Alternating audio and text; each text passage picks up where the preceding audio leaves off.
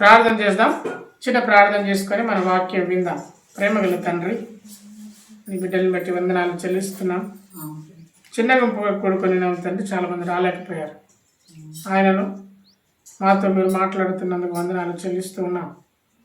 నా జీవితంలో ఈ వారమంతా కూడా అద్భుతాలు జరిగించినారు అని మీరు వాడుకున్నారు. నీ బిడ్డలు కూడా మీరు వాడుకున్నారు. వారికి తలాంత చొప్పున ఈ న్యాయాధిపతులు గ్రంథంలో తండ్రి ఒక్కొక్క న్యాయాధిపతి గురించి మేము తెలుసుకోవడానికి, అందులో ఉన్న లోతులు మేము తెలుసుకోవడానికి, అందులో ఉన్న విషయాలను గ్రహించడానికి తగు జ్ఞానమునిచ్చి దాన్ని మేము కూడా మార్చుకోవలసిన సంగతులు మార్చుకొని, నేర్చుకోవలసిన సంగతులు నేర్చుకొని ఫలించడానికి సహాయం చేయమని యేసుపెట్టి ప్రార్థిస్తున్నాము తండ్రి. ఆమేన్. న్యాయాధిపతుల గ్రంథము, అసలు న్యాయాధిపతులు ఎందుకు వచ్చారు అనే సంగతిని నేను మీకు రిపీటెడ్గా చెప్తూనే ఉన్నాను. న్యాయాధిపతులు ఎందుకు వచ్చారంటే ఇశ్రాయేలుకు నాయకుడు లేడు, అందుకు దేవుడు న్యాయాధిపతులు. మనం బైబిల్ చరిత్ర ఆదాము నుండి తీసుకొని వస్తే మనకంటే ఒక చరిత్ర ఉంది. చరిత్ర లేకుండా ఉన్నది కాదు బైబిల్. బైబిల్ అనేది ఒక చరిత్రతో కూడినది. ఇది చారిత్రక పుస్తకం, అంటే చరిత్ర పుస్తకం అనొచ్చు. ఎందుకంటే దీని అంతటికి బైబిల్లో రాయబడ్డ ప్రతిదానికి ఆధారాలు ఉన్నాయి. న్యాయాధిపతులు 3వ అధ్యాయంలో మొదటి నుండి కొన్ని వచనాలు మనం చూసుకుంటున్నాం. ఇశ్రాయేలీలకు కనానీలకు జరిగిన యుద్ధములన్నిటినీ చూడని వారందరినీ శోధించి, ఇశ్రాయేలీలకు కానానీలకు జరిగిన యుద్ధములన్నిటిలో చూడని వారిని శోధించి, ఇశ్రాయేళ్ల తరం వారికి అనగా పూర్వము ఆ యుద్ధములను ఏమాత్రము చూడని వారికి యుద్ధము చేయ నేర్పునట్లు యెహోవా ఉండనిచ్చిన జనములు ఇవి. దేవుడు అబ్రహామునకు వ్రాసిచ్చిన వాగ్దాన భూమి యెహోషువ కాలంలో స్వతంత్రించుకున్నారు. తండ్రి అయిన దేవుడు మోషే ద్వారా పాలుత్యాలు ప్రవహించే వాగ్దాన భూమి దాకా నడిపించాడు. అక్కడి దాకా వెళ్ళిన తర్వాత మోషే గారు మరి చనిపోతారు. చనిపోయిన తదుపరి బార్డర్ వరకు వచ్చాడు మోషే. మరి బార్డర్లోకి ప్రవేశించడానికి దేవుడు వాడుకున్న నాయకుడు యెహోషువ. యెహోషువ కాలంలో ఇశ్రాయేలు జనం బహు గొప్ప జనమై యుద్ధాలు చేసి అక్కడ ఉన్న ప్రజలందరినీ జయించి ఆ ప్రాంతాన్ని స్వాధీనం చేసుకుంటారు. యుద్ధాలు చేసిన తరం పోయింది. యుద్ధాలు ఎందుకు చేశారు? నేను రిప్లై ఇవ్వాలి. యుద్ధం ఎందుకు చేశారు? ఆ రాజ్యాన్ని జయించాలంటే యుద్ధం చేయాలి. 12 గోత్రం వాళ్ళు దేవుడు వారికి ఈ ప్రాంతం నీదయ్యా అనగానే వాళ్ళు వెళ్ళి యుద్ధం చేశారు, జయించారు. మరి ఒక గోత్రం వారికి ఈ ప్రాంతం నీదయ్యా అనగానే పోయారు, జయించారు. అట్లా 12 గోత్రికులు వారికి దేవుడిచ్చిన ప్రాంతాలను యుద్ధము చేసి ఆ భూములను, ఆ ప్రాంతాన్ని స్వాధీనం చేసుకున్నారు. స్వాధీనం చేసుకున్న తర్వాత వారి పిల్లలు వచ్చారు. వారి పిల్లలకు యుద్ధం రాదు. పూర్వకాలం పనులు ఎడ్ల బండి నాకు నడపరాదు. ఇప్పుడు ఇక్కడ ఉన్న వారికి ఎడ్ల బండి నడపొస్తుంది. మీ పిల్లలకు ఎడ్ల బండి పట్టే అవకాశం రాదు. వాళ్ళకు కొద్ది రోజుల తర్వాత ఎడ్ల బండి అంటే ఏంటి, పూర్వకాలంలో ఎడ్లు అనేటివి ఉండేటి అనుకునే కాలం వస్తుందా అదంటారా? వస్తాయి. ఎడ్లు కనబడతానే ఇక్కడ ఎక్కడో ఒక దగ్గర కాలనికి 2, 3. అంటే పూర్వం ఉన్న విద్యలు కొన్నింటిని మనం మర్చిపోతున్నాం. నా చిన్నప్పుడు గొట్టాలంటే గొట్టల్లో చిన్న కాగితం వేసి ఇట్లా కొట్టుకునేవాళ్ళు. దాని ఏమైనా సిరవని అనేవాళ్ళు, ఏమన్నా గొట్టాలు ఇట్లా కర్ర పట్టుకుని ఇట్లా కొట్టితే అది పోయి తాకేది, అది పోయింది. ఆ తర్వాత ఒక కట్టె పట్టుకుని ఇట్లా ఆడేది, అది పోయింది. గోళీలు ఆడేవాళ్ళం, పోయింది.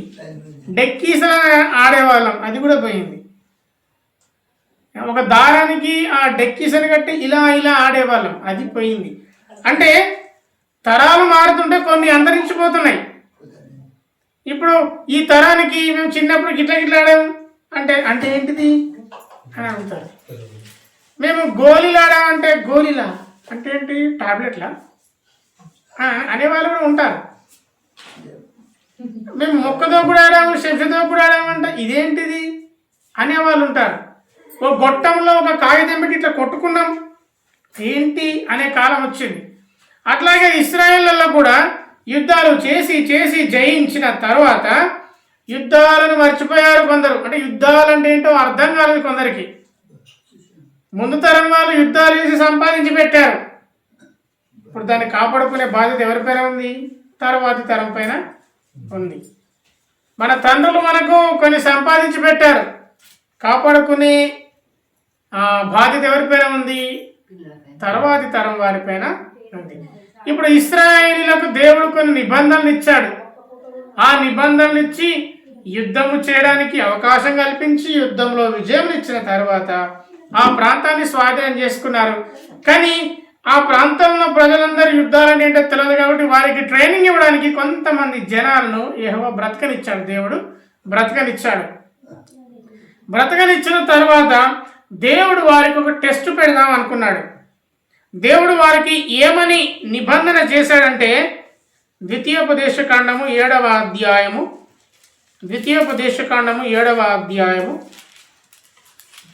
1 నుండి 4 వచనాలు దేవుడు వారితో ఖండితంగా చెప్పిన మాట. ద్వితీయోపదేశకాండము 7వ అధ్యాయం 1 నుండి 4 వచనాలు నేను చదువుతున్నాను చూడండి. నీవు స్వాధీనపరుచుకున్న దేశంలోనికి నీ దేవుడైన యెహోవా నిన్ను చేర్చి బహుజనములను అనగా సంఖ్యమునకు బలమునకు నిన్ను మించిన హిత్తీలు, గిర్గాషీలు, అమోరీలు, కానానీలు, పెరిజ్జీలు, హివ్వీలు, యబూసీలు 7 జనములను నీ యొట్ట వెళ్ళగొట్టిన తర్వాత ఈ 7 జనాలంట ఇశ్రాయేళ్ల సంఖ్యకు మించిన జనాలంట. ఇశ్రాయేల్నే మనం అనుకుంటాం 6 లక్షల మంది అనుకుంటాం. 6 లక్షల మంది కేవలం యుద్ధ వీరులు, అందులో స్త్రీలు పిల్లలు అంతా కలిసి ఒక రకంగా 12 లక్షల మంది. ఇశ్రాయేళ్ల కంటే ఎక్కువ మంది జనం ఉన్న ఈ 7 వంశాలు అక్కడ ఉన్నవి. హిత్తీలు, గిర్గాషీలు, అమోరీలు, కానానీలు, పెరిజ్జీలు, హివ్వీలు, యబూసీలు వీళ్ళను వెళ్ళగొట్టిన తర్వాత నీవు ఎలా ఉండాలంటే నీ దేవుడైన యెహోవా వారిని నీకు అప్పగించినప్పుడు నీవు వారిని హతము చేయాలి. మొదటిసారిగా చెప్తుంటే మీరు మర్డర్ చేయాలి, నరహత్య చేయకూడదు. దేవుడిచ్చిన వాగ్దానమే, దేవుడిచ్చిన ఆజ్ఞనే. కానీ ఎందుకు హతం చేయమంటున్నారు అంటే వారు బహుగా పాపం చేస్తున్నారు కాబట్టి వారిని చంపేయాలి, వారిని నిర్మూలన చేయాలి, వారితో నిబంధన చేసుకొనకూడదు, వారిని కరుణింపకూడదు. ఎందుకు కరుణింపకూడదు అంటే పాపం, వారిలో భయంకరమైన పాపం ఉంది కాబట్టి వారిని కరుణింపకూడదు. నీవు వారితో వియ్యమందకూడదు. అంటే వియ్యమంటే నీ కుమారులను వారికి ఇవ్వకూడదు, వారి కుమార్తెలు నీవు చేసుకొనకూడదు. కుమారుని నీ కుమార్తెను ఇవ్వకూడదు, నీ కుమారుని వారి కుమార్తెకు పుచ్చుకోవద్దు. నన్ను అనుసరింపకుండా ఇతర దేవతలు పూజించినట్లు నీ కుమారుని వాళ్ళు మళ్ళిస్తారు. నన్ను అనుసరించకుండా నీ కుమారుని వారి వైపు తిప్పుకుంటారు. కాబట్టి ఆ యెహోవా కోపాగ్ని నీ మీద రగులుకుంటుంది, నిన్ను త్వరగా నశింపజేస్తాను. కాబట్టి నీవు వారితో నిబంధన చేయకూడదు, వారిని నశింపజేయవయ్యా అని దేవుడు చెప్పిన తర్వాత దేవుడు వారికి ఒక పరీక్ష పెట్టాడు. ఏమని పరీక్ష పెట్టాడు తెలుసా? పూర్వపు యుద్ధములను మాత్రము చూడని వారికి యుద్ధము చేయ నేర్పడి యెహోవా నుంచి జనములు ఇవి: ఫిలిస్తీన్ల 5 సర్దారుల జనాలు, కానానీయులు, సీదోనీయులు, బయల్ హెర్మోను మొదలుకొని హామాతునకు పోవు మార్గం వరకు లెబానోను కొడలో నివసించు హివ్వీలు. యెహోవా మోషే ద్వారా తమ తల్లులకు ఇచ్చిన ఆజ్ఞలు వారు అనుసరించిరో లేదో తెలుసుకున్నట్లు ఇశ్రాయేలును పరిశోధించుటకై ఆ జనములను ఉండనిచ్చాడు. దేవుడు ఒక టెస్ట్ పెట్టాడు. కానానీలను ఉండనిచ్చాడు, ఫిలిస్తీన్లను ఉండనిచ్చాడు, సీదోనీలను ఉండనిచ్చాడు, హివ్వీలను ఉండనిచ్చాడు, వారితోనే ఉండనిచ్చాడు, ఆ ప్రాంతంలోనే ఉండనిచ్చాడు. మరి దేవుడు నేను వారికి నిబంధన చేశాను కదా, మీరు వారితో వియ్యమందకూడదు, మీరు వారితో నిబంధన చేసుకోనకూడదు, వారిని చంపాలి అని నిబంధన చేశాను కదా, మరి పాటిస్తారా పాటించరా అనే విషయంలో దేవుడు ఇశ్రాయేలుకు టెస్ట్ పెట్టాడు. దేవునికి స్తోత్రం. ఇప్పటికి కూడా ఈ టెస్ట్ మనం ఆత్మీయ అర్థంలో చూసుకుంటే మనకు కూడా మరి విగ్రహారాధన సంబంధమైనది, విగ్రహాలతోని కూడినదైన కొన్ని పూజలు, కొన్ని విషయాలు మరి పాటించేవారు మన పక్కన ఉంటారు. వారితో మనం కలిసి ఉంటాం, వారితో మనం వెళ్తాం. దేవుడు కూడా మనకు పరీక్ష పెడతాడు. వీడు వారితో నిబంధన చేసుకుంటారా, వారి అన్యాచారాలు వీరు పాటిస్తారా అని. పాలు పొంగించును అంటే చాలామంది ఏమనుకుంటారు, పాలు పొంగించంటే కొత్త ఇంట్లోకి వచ్చినప్పుడు పాలు పొంగిస్తున్నాము అంటారు. కానీ పాలను పొంగించడంలో అర్థం ఏంటంటే ఆ పాలు మొట్టమొదటిగా అగ్నిదేవునికి ఇస్తున్నాం. పొంగు ఉంటుంది కదా, పొంగు దేని మీద కారుతుంది? పొయ్యి మీద కారుతుంది. అగ్నిదేవునికి ఇస్తే అగ్నిదేవుడు వారిని కనికరించి ఆ ఇల్లును ఎప్పుడైనా కాల్చే అవకాశం ఉన్నా అగ్నిదేవుడు వారిని కనికరించి ఆ ఇల్లు కాలకుండా సహాయం చేస్తాడని నమ్మకం. ఇది మనందరికీ తెలియదు. తెలిసిన తర్వాత కూడా పాలు పొంగించు అంటే మనం ఏం చేస్తాం? పాలు పొంగిస్తాం. అది ఎప్పటి నుండో వస్తున్న ఆచారం. కానీ ఆ ఆచారం వెనుక విగ్రహారాధన ఉన్నది, అది మనకు తెలియదు. తెలిసిన తర్వాత ఏం చేయాలి? వదిలిపెట్టాలి. దేవుని పిల్లలుగా మనకు అన్ని విషయాలు తెలియదు, అన్ని విషయాలు తెలుసుకున్నంత జ్ఞానం కూడా మనకు లేదు. కానీ మనకు తెలిసిన పరిమితమైన సంగతులను ఎల్లప్పుడూ మనం మార్చుకుంటూ ఉండాలి. అనక మార్చుకుంటూ ఉండాలి. మరి ఒకప్పుడు బెండకాయలు తింటే అస్తమా అని నేను అనుకునేవాడిని. ఒకప్పుడు కుష్ఠవ్యాధి అంటే అంటురోగం అనుకునేవాడిని. మరి కుష్ఠవ్యాధి అంటురోగం కాదు. కానీ కుష్ఠవ్యాధిని చూస్తే మనం అందరం పారిపోతాం. కానీ అది అంటురోగం కాదు. ఒకప్పుడు చర్మం మీద సిబ్బం అనేది ఉంటుంది, తెలుసా? సిబ్బం అని విచిత్రమైన కొంచెం తెల్ల తెల్ల పొరలు, అది అంటువ్యాధి అందరూ అనుకుంటారు. కానీ అది అంటువ్యాధి కాదు. మా మిత్రుడికి సిబ్బం ఉండేది. వాడి పక్కన నా బట్టలు వేయడానికి ఇష్టపడేవాడిని కాదు, ఎందుకంటే నాకు కూడా అంటుకుంటుందని. తెలియదు. పూర్వపు అజ్ఞాన కాలంలో దేవుడు మన తెలియంతరాన్ని బట్టి దేవుడు క్షమించాడు. తెలుసుకున్న తర్వాత తెలుసుకున్న తర్వాత వదిలేయాలి. ఈ ఇశ్రాయేలులకు కూడా దేవుడు ఒక నిబంధన చేశాడు. తండ్రి మీరు ఇలా ఉండండి అని అంటే వారిని సంహరించలేదు. దేవుడు అనుకున్నాడు, ఒకవేళ వీరి 4 సంతతి వారిని ఉంచితే వీరు ఎలా ఉంటారు? ఒక్కసారి వీరిని గురించి మనం ఆలోచిస్తే ఫిలిస్తీన్లను దేవుడు ఉంచాడు. ఫిలిస్తీన్లు అంటే ఎవరు?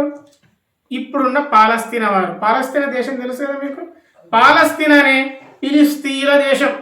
ఇప్పటికి కూడా పాలస్తీనాకు ఇజ్రాయెల్కు యుద్ధాలు జరుగుతుంటాయి. ఆ ఫిలిస్తీన్లను దేవుడు ఉంచాడు. అట్లాగే సిదోనీలు. ఈ సిదోనీలు ఎవరంటే ఇప్పుడున్న లెబానాను దేశం, లెబానాను ప్రాంతంలో ఉన్న మోడర్న్ లెబానాన్ ఆనాడు ఉన్న సిదోనీలు. ఆ రాజైన సొలొమోను కూడా ఈ సిదోనీల కుమార్తెను చేసుకొని తన జ్ఞానాన్ని మొత్తం పొడగొట్టుకొని ఆ సిదోనీల దేవత అయిన బయలునకు సొలొమోను కూడా పూజ చేశాడు. తద్వారా దేవుని ఆగ్రహాన్ని పొందుకున్నాడు.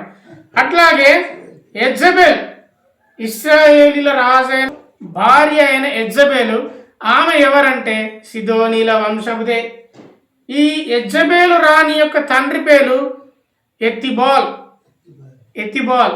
ఈ ఎతిబాల్ అనేవాడు సిదోనీల రాజు. ఇది సిదోనీల చరిత్ర. ఆ సిదోనీల కుమార్తెని యెజబెలు ఇశ్రాయేల్ రాజు చేసుకున్నాడంటే మరి దేవుడు చేసిన నిబంధన ఇశ్రాయేల్ రాజు మరి తృణీకరించానే కదా. అట్లాగే ఇక్కడ హివ్వీల గురించి మనం చూస్తున్నాం. ఈ హివ్వీలు ఎవరో కాదు. ఈ హివ్వీల ప్రాంతం ఎక్కడంటే ఆదికాండం 34వ అధ్యాయం మొదటి 2 వచనాలు. ఆదికాండం 34 మొదటి 2 వచనాలు. లేయ యాకోబును కన్న కుమార్తె అయిన దీన ఆ దేశపు కుమార్తెలను చూడవెళ్ళను. ఆ దేశము నేలిన హివ్వీడైన హామోరు కుమారుడు షెకెము ఆమెను పట్టుకొని ఆమెతో శయనించి ఆమెను అవమానపరచను. ఈ హివ్వీలు యాకోబు కాలంలో కూడా ఉన్నారు. ఈ హివ్వీలే దీనను మరి చెరిపినట్టుగా చూస్తాం. ఈ హివ్వీలు దావీదు కాలంలో కూడా ఉన్నట్టుగా మనం చూస్తాం. అనే విషయాలు మనం చూస్తాం. అంటే హివ్వీల చరిత్ర మీకు చెప్తున్నాను. ఇప్పుడు ఇంకొకటి కనానీయులు. ఈ కనానీయుల దేశం ఇప్పుడు ఉన్న ఇజ్రాయేలు, పాలస్తీనా, లెబానోను, యోర్దాను, సిరియా దేశాలలో ఈ కనానీయులు ఉన్నారు. నేను ఎందుకు చెప్తున్నానంటే ఇప్పటికీ వాళ్ళ యొక్క ఉనికి చెప్తున్నాను. ఒక హివ్వీలు యాకోబు కాలంలో ఉన్నారు. ఇప్పుడున్న పాలస్తీనా ఒకప్పుడు ఫిలిస్తీన్ల దేశం. ఈ సిదోనీలలో యెజబెలు రానుంది. వీళ్ళందరూ అక్కడనే ఉన్నారు. అక్కడ ఉన్నప్పుడు దేవుడు వారితో చేసిన నిబంధన ఇశ్రాయేలు మీరారు. 5వ వచనం. కాబట్టి ఇశ్రాయేలీలు, కనానీయులు, హిత్తీలు, అమోరీలు, పెరిజ్జీలు, హివ్వీలు, యెబూసీల జనుల మధ్య నివసించుచు వారి కుమార్తెలను పెళ్లి చేసుకునొచ్చు, వారి కుమారులకు తమ కుమార్తెలను ఇచ్చుచు వారి దేవతలను పూజించుచు వచ్చాయి. ఎప్పుడైతే వారందరినీ దేవుడు అక్కడ ఉండనిచ్చాడో వీరు వారికి పడిపోయి వారి దేవతలు పూజించారు, వారితో విగ్రహాలను చేశారు, వారికి వీరి పిల్లలు ఇచ్చారు, వీరి పిల్లలు చేసుకున్నారు, వారికి కుమారులు ఇచ్చారు, వీరు కుమార్తెలు చేసుకున్నారు.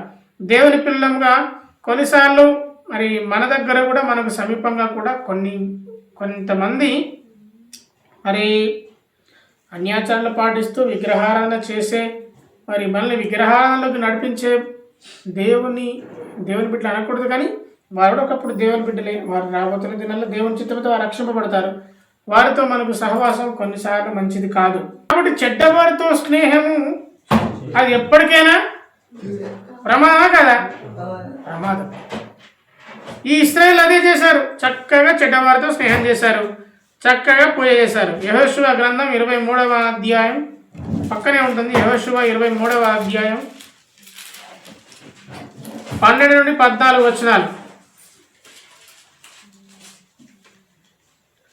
మీరు వెనుకకు తొలగి మీ యొద్ద మిగిలి ఉన్న ఈ జనములను హత్తుకొని వారితో వియ్యమంది, వారితో మీరును మీతో వారిను సాంగత్యము చేస్తే మీ దేవుడైన యెహోవా మీ ఎదుట నుండి ఈ జనములను కొట్టివేయట మాను. మీ దేవుడైన యెహోవా మీకు ఇచ్చిన మంచి దేశంలో మీరు ఉండకుండా నశించే వరకు వారు మీకు ఉరిగాను బోనుగాను మీ పక్కల మీద కోడాలుగాను మీ కన్నులకు ముళ్ళుగాను ఉందరు. ఎప్పుడైతే దేవుని ఆజ్ఞను పాటించగా దేవుని సహవాసంతో లేని వ్యక్తులతో సహవాసము, అధికమైన సహవాసము, అత్యధికమైన ఫ్రెండ్షిప్ చేస్తే ఏదో ఒక టైంలో వాళ్ళు ఉరిగా ఉంటారు, బోనుగా ఉంటారు, ముళ్ళుగా ఉంటారు. నా కుమారుడు పాపులు నిన్ను ప్రేరేపింపగా ఒప్పకము. ఎందుకు? పాపంలో పడేస్తారు, నిన్ను పాపంలోకి బానిసగా చేస్తారు. కొంచెం మొదలవుతుంది గంజాయి అలవాటు, ఏమున్నది లేదు చిన్నది కదా అనుకుంటాం, అది ఎక్కడి దాకా పోతుంది? నీ ప్రాణాన్ని తీసేదాకా పోతుంది.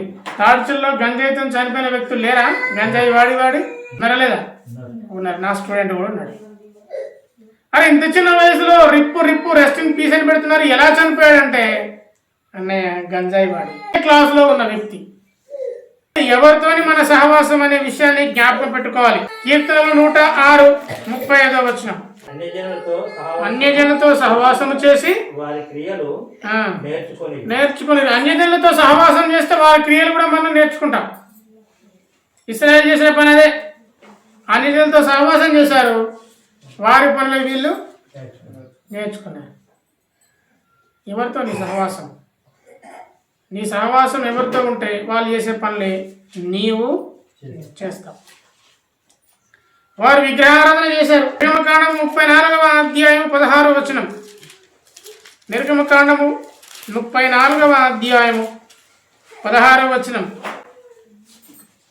మరియు నీవు నీ కుమారుల కొరకు కుమార్తెలు పుచ్చుకున్న ఎడల వారి కుమార్తెలు తమ దేవతలతో వ్యభిచరించి నీ కుమారులు తమ దేవతలతో వ్యభిచారము చేయుదురేమో. మొదటిగా క్రియ నేర్చుకున్నారు, రెండవదిగా వ్యభిచారంలో పడిపోయారు. దేవుని పిల్లలముగా మన పిల్లలు ఎవరితో సహవాసం చేస్తున్నారు? మనం ఎవరితో సహవాసం చేస్తున్నారు? మనం ఎవరితో సహవాసం చేస్తున్నాం? ఆనాడు ఇశ్రాయేలు ప్రజలు ఎవరితోనే సహవాసం చేయొద్దు అంటే వారితోనే సహవాసం చేశారు. మీరు సహవాసం మంచివారితో చేయండి అయ్యా, మీరు వారిని పక్కలో ఉన్నాయని వారితో మీరు వియ్యమందకండి అయ్యా అంటే వారితోనే వియ్యమందారు. వ్యభిచారం చేశారు. వారు చేసిన చెడ్డ క్రియలన్నీ నేర్చుకున్నారు, పాపంలో పడిపోయారు. అందుకే దేవుడు ఏం చేశాడు? ఇవన్నీ చూసిన తర్వాత అట్లు ఇశ్రాయేలీయులు యెహోవా సన్నిధిని దోషులై తమ దేవుడైన యెహోవాను మరిచి బయలు దేవతలను దేవతా స్తంభములను పూజించారు. దేవుడు ఇశ్రాయేలును ఏ విధంగా నడిపించాడనే చరిత్ర కనుక వారు మర్చిపోయారు. వారు బయలు దేవతలను దేవతా స్తంభములను పూజించారు. మన చరిత్ర మనము మర్చిపోవద్దు. ఈ కాలంలో చాలామందికి అంబేద్కర్ అంటే ఏంటో తెలియదు, మర్చిపోతాను.